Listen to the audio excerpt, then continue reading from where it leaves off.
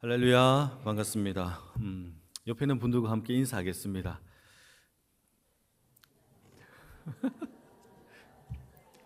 네. 식사 맛있게 하셨죠? 여러분들을 보니까 웃음이 절로 납니다. 너무 좋아서요.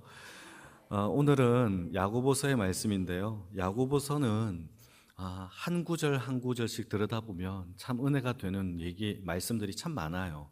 근데 오늘 본문에도 우리에게 주는 메시지가 참 많은데요. 제목은 믿음의 열매를 맺자라는 제목으로 주의 말씀을 함께 나누겠습니다. 여러분, 저는 과수원을 가본 적이 많이 없어요. 근데 과수원에 가보면 사과나무에 뭐가 열리죠? 사과가 열리고, 배나무에 되게 천재신데요. 포도나무에 포도가 열리고, 자두나무에 자두가 열려야 되는데, 만약에 열매가 열리지 않는 나무가 있다면, 이게 1년이 지나고 2년이 지나고 3년이 지나도 열매가 없다면 농부의 입장에서는 어떨까요? 예쁠까요? 아니면은 땅만 버리는 나무일까요? 비료 주고 여러 가지를 정성껏 돌봐도 이건 땅만 버리는 나무예요. 차라리 열매 없는 나무가 농부에게 도움이 되려면 어떻게 하면 될까요? 찍어서 땔감으로 만들면 오히려 도움이 되겠죠. 이게 제 얘기가 아니라 성경의 얘기예요. 성경에도 똑같이 나오고 있어요. 예수님께서 무화과 나무 비유를 통하여서 이런 비슷한 이야기를 하는데, 겉으로는 잎이 풍성해요. 그런데 배고파서 가서 열매를 먹으려고 하니까 열매가 하나도 없는 거예요. 그때 예수님께서 뭐라고 이야기를 하는지 아십니까? 그 무화과 나무를요, 저주합니다. 여러분, 이때 예수님이, 사랑이 많으시고 인자하신 예수님이 왜 무화과 나무가 열매 없는 것을 보고 저주했을까요? 왜 저주했을까요? 열매 없는 나무는 하나님의 나라에 못 들어가니까요. 우리도 마찬가지예요. 여러분, 하나님이 저와 여러분들에게 믿음을 주신 줄 믿으십니까? 하나님이 주신 선물이에요. 믿음이 있노라 하면서 성경에 기록된 열매들이 있대요. 그 열매를 우리가 신앙생활 가운데서 열매를 맺지를 못한다면, 여러분, 이 땅에서 아무리 비료를 주고 물을 주고 있는 농부의 마음과 달리 열매를 맺지 못하는 나무는요, 어떻게 한다?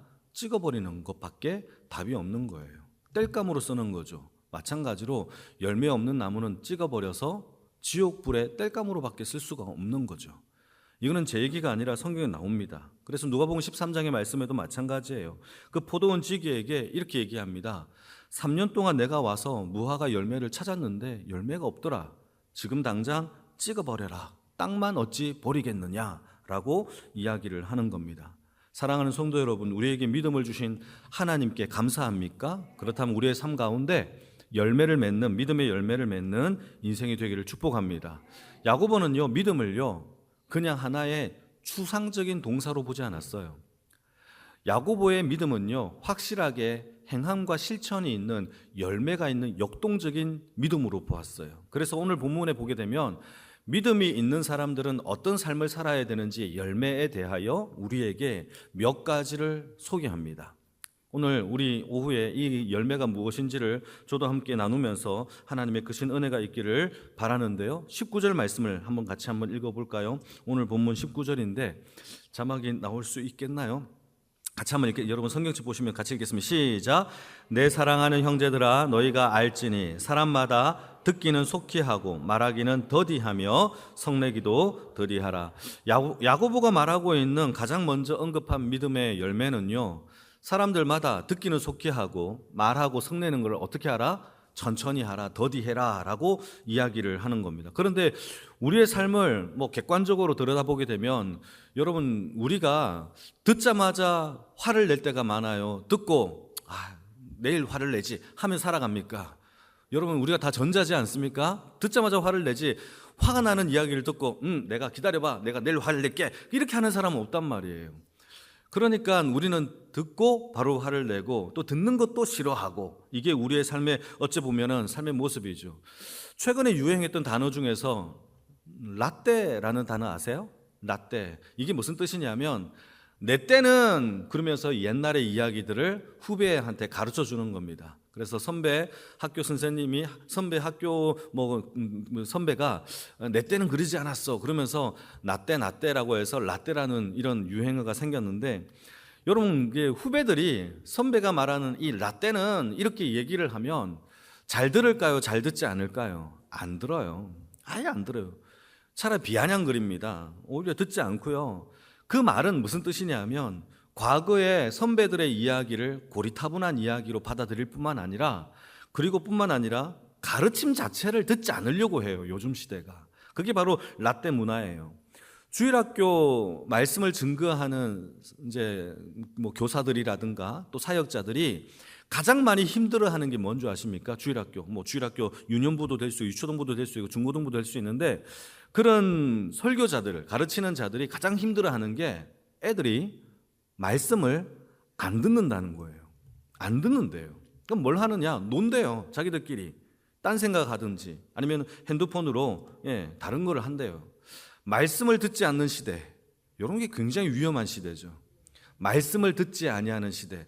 나와서 앉아 있는 거는 할 수 있어요. 그러나 들어야 돼요. 그래서 첫 번째 믿음의 열매는요, 듣는 거예요. 듣지 않고서는요, 우리에게 믿음이라는 것의 열매를 생기게 할 수가 없어요. 여러분, 하나님의 말씀이 전파되는 세대 중요하지만 들을 수 있는 귀가 있는 세대가 더 중요해요. 요한계시록에서 우리에게 끊임없이 말하고 있는 게 뭔지 아십니까? 귀 있는 자는 들으라. 여러분 다 귀가 있잖아요. 하나님이 말씀을 주실 때 우리 중에 귀가 없어서 그런 말씀을 하실까요? 그렇지 않아요. 우리 시대에 들을 수 없는 귀가 있다라는 거죠. 마지막 때에는요, 하나님의 말씀을 듣지 못하는 시대가 되는 게 가장 무서운 시대라는 거예요. 여러분, 우리에게 첫 번째 믿음을 주실 때에 듣는 귀, 듣는 마음을 허락하여 주옵소서라고 기도하는 주의 인생이 되기를 축복합니다. 말씀은 반드시 들어야 돼요. 그래서 하나님이 이 땅에 하나님의 나라, 하나님의 복음, 하나님의 영광을 드러내는 유일한 방법이 뭐냐? 예수님이 이 땅에서 제자들을 삼으셨는데 제자들과 무엇을 했느냐? 선교 센터를 지었어요. 맞아요? 선교 어떤 훈련 프로그램을 만들어서 센터를 지어서 그렇게 했나요? 아니에요. 여러분, 예수님이 제자들과 함께 했던 것은 어떤 기관을 만들거나 센터를 만든 게 아니라 그 제자들에게 하나님의 말씀을 가르친 것뿐이에요. 하나님의 말씀을 가르쳤다고요. 그리고 제자들은 그 말씀을 가지고 세상에 나가 증거한 것뿐이에요. 다른 게 한 게 아니에요. 여러분, 우리의 삶 가운데 하나님의 말씀을 듣고 가르치고 이러한 일들이 우리 교회와 우리 가정에 일어나기를 축복합니다. 요한복음 17장인데요. 한번 읽어볼까요? 요한복음 17장 8절 말씀 같이 한번 보겠습니다. 시작. 나는 아버지께서 내게 주신 말씀들을 그들, 제자들입니다. 제자들에게 주었사오매 그들은 그것을 받고 내가 아버지께로부터 나온 줄을 참으로 아오며 아버지께서 나를 보내신 줄도 믿었사옵나이다. 여러분, 하나님이 예수님에게 주신 게 뭐라고요? 말씀들을 주셨대요.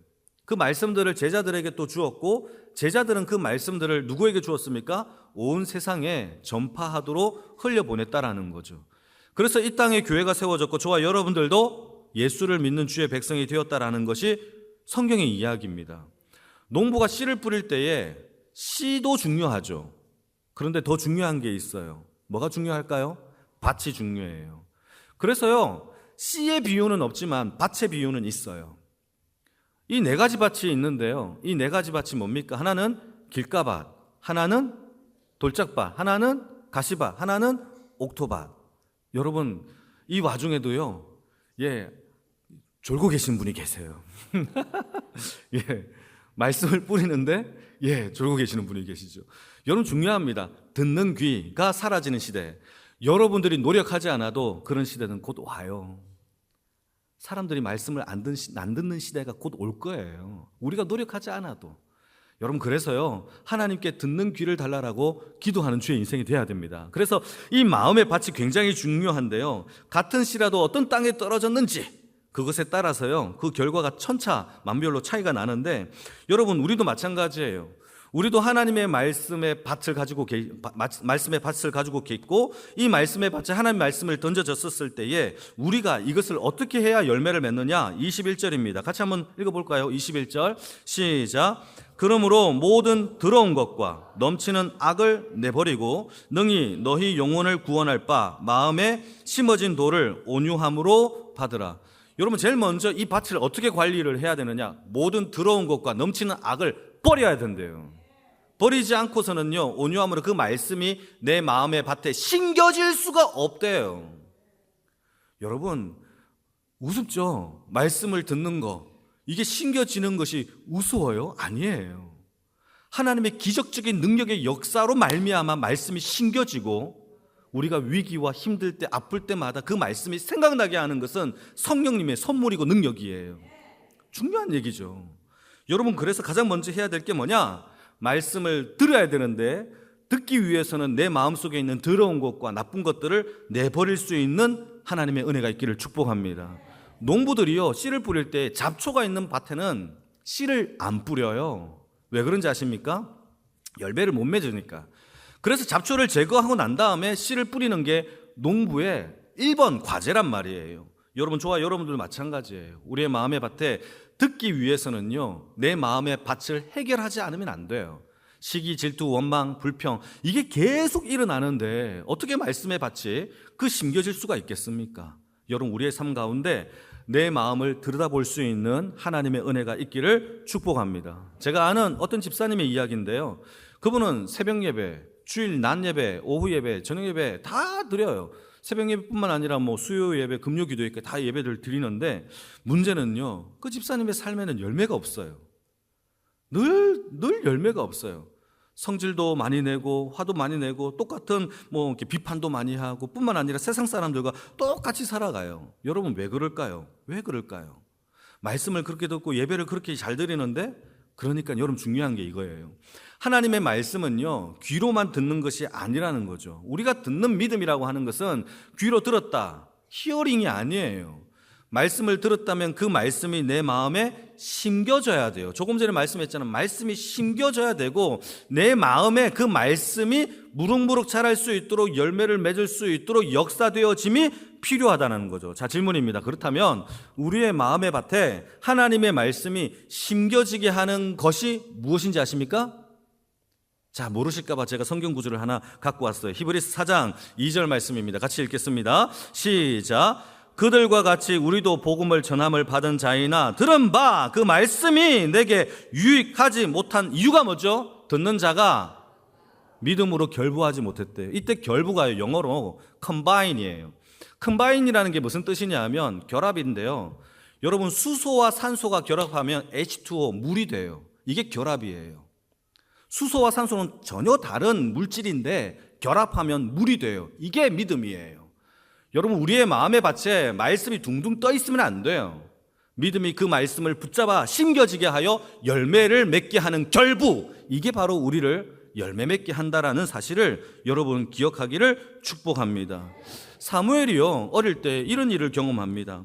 하나님의 음성을 들어요. 사무엘아, 사무엘아. 그러니까 사무엘이 일어나서 엘리 제사장에게 달려갑니다. 저를 부르셨습니까? 라고 물어보니까 엘리가 난 널 부른 적이 없다.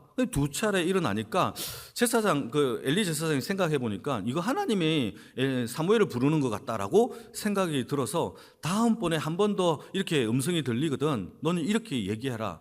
내가 여기 있어오니 내가 듣겠습니다 라고 얘기를 해라 라고 이야기를 했죠. 여러분, 이게 무슨 뜻이에요?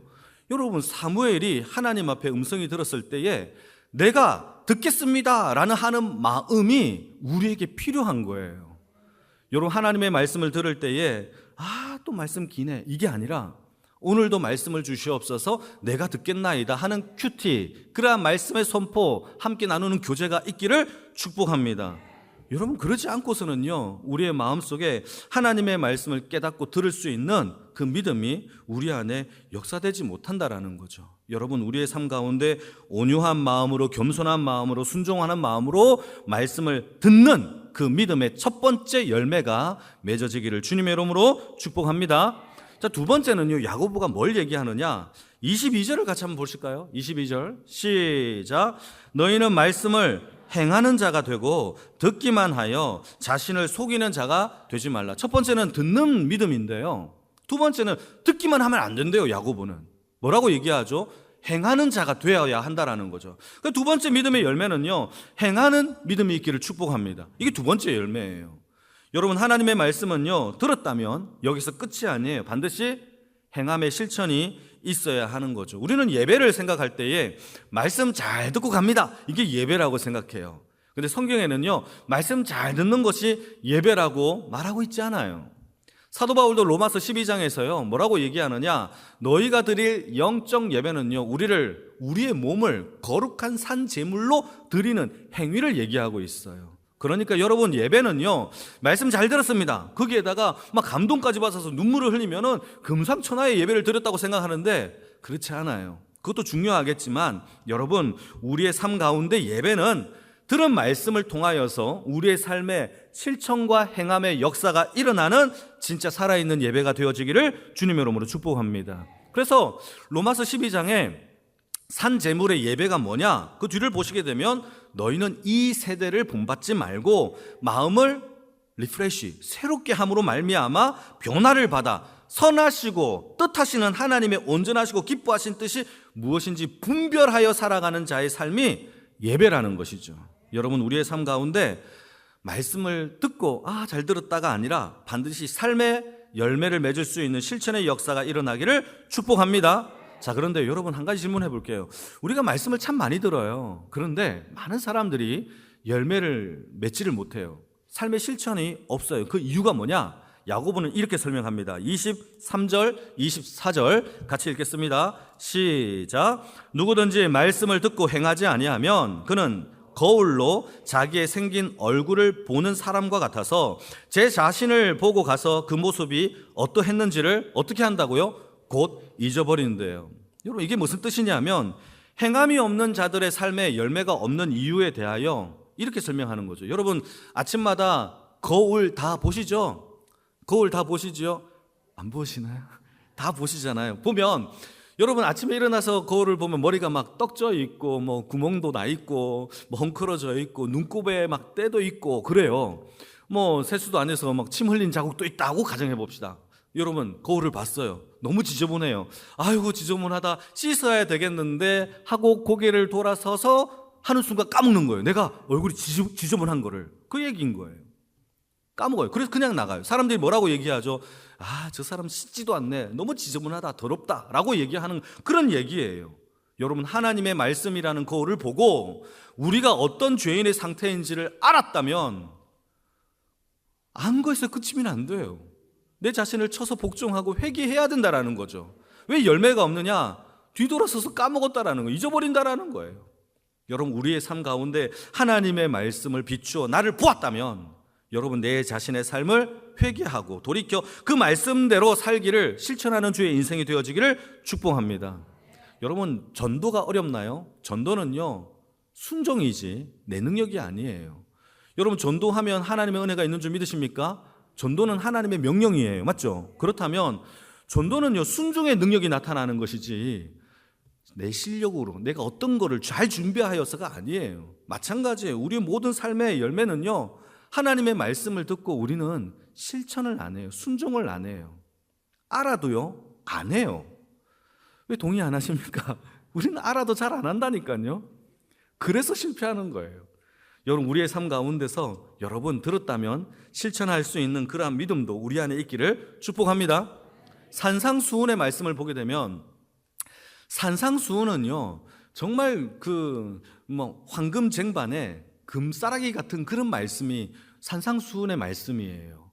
어떤 정말 너무 좋은 말씀이죠. 그런데요, 이 산상수훈의 말씀이 끝나고 난 다음에 예수님께서 마지막으로 최종적으로 결론을 내리는 게 뭐냐 하면 두 집을 비유해요. 다시 말해서 우리는요, 산상수훈의 말씀이 얼마나 좋냐, 너무 좋다, 이것만 얘기해요. 그게 아무리 좋아서 뭐가 나에게 무슨 효과가 있어요? 산상수훈의 말씀이 아무리 좋아도요, 내게 역사가 되게 하는 방법은 결론이에요. 두 종류의 집이 있대요. 하나는 반석 위에 지은 집이 있고 하나는 모래 위에 지은 집이 있대요. 여러분, 우리가 말씀을 다 들은 자들이에요. 우리는 두 종류의 집밖에 없어요. 둘 중에 하나입니다. 여러분과 나는. 하나는 말씀을 듣고 실천하는 반석 위에 집이든지, 말씀을 듣고 뒤로 돌아서 까먹는 모래 위에 지은 집이든지, 이 두 종류밖에 없다라는 거죠. 여러분, 우리는요, 비가 나고 창수가 나면 무너지는 집이든지, 그럼에도 불구하고 끄떡없는 집이든지, 여러분, 이 비유의 차이는 무엇인지 아십니까?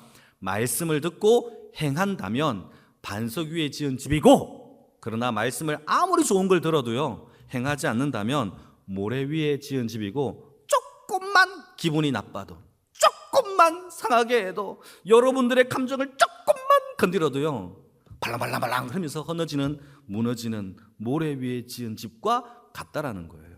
여러분, 이게 바로 산상수훈의 결론인 거예요. 여러분, 우리의 인생 가운데 비바람이 안 옵니까? 와요.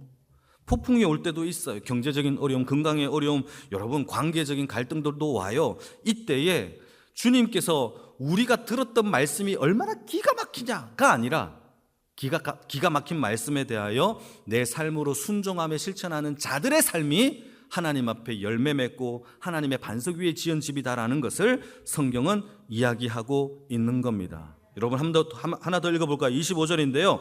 같이 읽겠습니다. 25절 시작. 자유롭게 하는 온전한 율법을 들여다보고 있는 자는 듣고 잊어버리는 자가 아니고 실천하는 자니 이 사람은 그 행함에 대하여 뭐한다? 복을 받으리라. 할렐루야. 여러분, 우린 참 복 받기 원하죠. 복을 받기를 원한다면요, 그 말씀을 듣는 자가 아니라 그 말씀을 실행하는 자예요.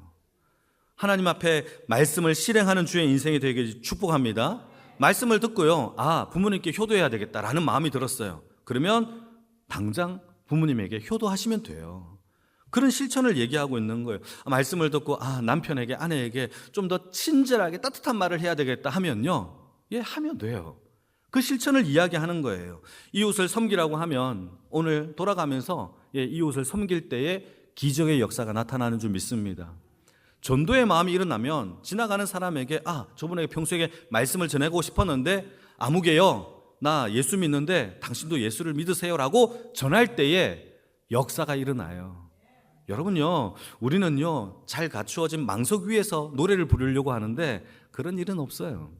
항상 우리의 삶 가운데 말씀을 듣고 실천하는 자에게 여러분 반석 같은 집이 세워진다라는 사실을 믿으시기를 축복합니다. 자, 이게 두 번째죠. 실천하는 자의 믿음.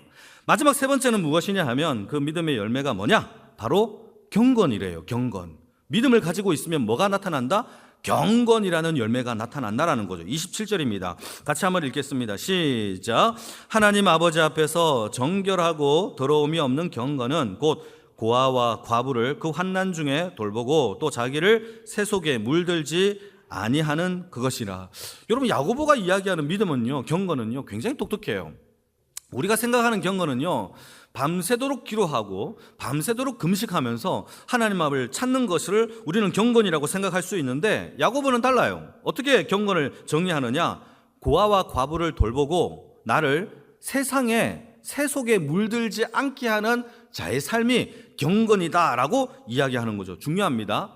나를 향한 경건은요, 새 속에 물들지 않는 것이고, 요 물들지 않는 자의 삶이 나만 거룩한 게 아니라 이 거룩함의 행위를 이웃에게도 전파하는 거죠. 어떤 자에게? 약하고 배고프고 가난한 자에게 실천하는 믿음이 있어야 경건이라고 하는. 경건은요, 나와 타인을 향한 함께 합작된 것이 경건인 거예요. 우리는 경건을요, 혼자 홀리하게 살아가는 걸 경건이라고 생각해요. 그거 아니죠. 나를 경건하게 했다면 반드시 이웃을 돌보는 자의 삶도 있어야 된다라는 것이 성경의 이야기인 겁니다. 하나님이 기뻐하시는 것이 뭐냐? 여러분, 그것은 바로 여러분 나와 함께 이웃을 돌볼 수 있는 그러한 믿음의 역사가 일어나기를 축복합니다. 많은 사람들은요, 세상과 단절하여서 하나님의 말씀만 외우고 금식하는 것을 여러분 그걸 기뻐한다라고 생각할 수 있어요. 그러나 성경은 그렇지 않아요. 우리 주변에 한번 돌아보면 얼마나 우리의 손길과 도움이 필요한 자들이 많아요. 혼자 사시는 독거 노인들도 있고요, 결손 가정들도 많아요. 우리 애들 돌봄을 받지 못하는 애들도 많아요. 갈 데가 없어서 방황하는 애들도 많아요. 경제적으로 어려운 친구들도 있고요. 오랜 병 생활을 하게 되면요, 여러분 장사 없습니다. 여러분 그 생활 속에서 얼마나 힘들겠습니까? 교회와 성도와 우리는요, 뭘 해야 되느냐? 그런 자들이 항상 주위에 있는데 그들을 돌보는 것이 하나님이 기뻐하시는 경건인 것을 여러분 기억하기를 축복합니다. 그래서요, 성경은요, 야고보는 또 이런 얘기를 해요. 여러분 중에 혹시 경건하다라고 생각하시는 분 계십니까? 나는 이 정도 되면 경건하다? 나 이 정도 되면 예배생활 잘하지? 라고 하는 사람들에게 또 한마디를 더 들려줍니다. 26절 같이 한번 읽어볼까요? 26절입니다. 없으면 우리 성경책을 보실까요? 같이 읽겠습니다. 시작. 누구든지 스스로 경건하다 생각하여 자기 혀를 제갈 물리지 아니하고 자기 마음을 속이면 이 사람의 경건은 뭐되다? 헛것이다 라고 얘기하죠. 여러분, 진짜 경건은 내가 스스로 경건하다고 생각하시는 분들에게 얘기하는 거예요. 교회를 아무리 오래 다녀도요, 기도를 많이 해도 그게 경건을 만들어내는 것이 아니라 이웃들에게 내 입을 통하여 상처를 준다면, 습관적으로 준다면 그것은 경건하지 않는다라는 거죠. 오히려 예배 생활과 기도 생활이 헛것이래요. 얼마나 무서운 말입니까? 여러분, 믿음은요, 열매를 맺어야 돼요. 그 믿음의 열매가 오늘 세 가지를 저와 여러분들과 함께 나누었어요. 사랑은요, 추상적인 게 아니에요. 명확하고 실제적이고 실용적인 거예요. 배고픕니까? 먹을 것을 나누어 주고, 헐벗었습니까? 옷을 나누어 주고, 힘듭니까? 함께 있어 주고, 감옥에 갇혔습니까? 그 옆에 가서 위로해 주는 것이 성경에서 말하고 있는 경건이자 믿음이다라고 성경은 얘기합니다. 이건 제 얘기가 아니에요. 예수님도 똑같은 얘기를 했어요. 마태복음 25장에 최후의 심판 때에 일어날 이야기를 비유로 설명합니다. 뭐라고 얘기하느냐? 어떤 부류에게 예수님이 이렇게 말하죠. 너희는 내가 줄일 때에 너희가 나에게 먹을 것을 주었다. 내가 목마를 때에 마시게 했다. 나그네 되었을 때 나를 영접했다. 내가 헐벗었을 때 옷을 입혔다. 병들었을 때 돌봤다. 감옥에 있을 때 네가 나를 와서 나를 찾아와 주지 않았느냐라는 얘기를 해요. 그러자 이걸 듣고 있던 의인들, 양들이 뭐라고 얘기하느냐? 주여, 언제 주님 앞에 우리가 이런 일을 했습니까? 라고 질문을 하는 것이죠. 이때 예수님이 하셨던 대답이 명품이죠. 뭐라고 대답을 하느냐? 내가 진실로 너희에게 이르노니 너희가 여기 내 형제 중에 지극히 작은 하나에게 했던 행동이 곧 나에게 한 행동이니라 라고 말씀을 하신다는 거죠. 여러분, 이게 사랑이고 믿음의 열매예요. 여러분, 이 열매, 이 실천 우리 다 할 수 있어요. 우리가 믿음이 있노라 경건하다라고 한다면 여러분, 나 혼자 거룩하여서 붕붕 떠다니는 그런 인생이 아니라 우리 이웃들과 함께 연합하여 사랑과 형제를 돌볼 수 있는 그러한 주의 은혜가 저와 여러분들에게 있기를 주님의 이름으로 축복합니다. 첫 번째는 듣는 믿음이 있기를 축복하고, 두 번째는 실천하는 믿음, 세 번째는 경건의 믿음을 통하여서 우리 영광교회가 더욱더 열매를 맺고 아름다워지며, 아멘하면 좋습니다. 경건하여지고 아름다워지며 열매를 맺는 주의 은혜가 가득 채워지기를 주님의 이름으로 축복합니다.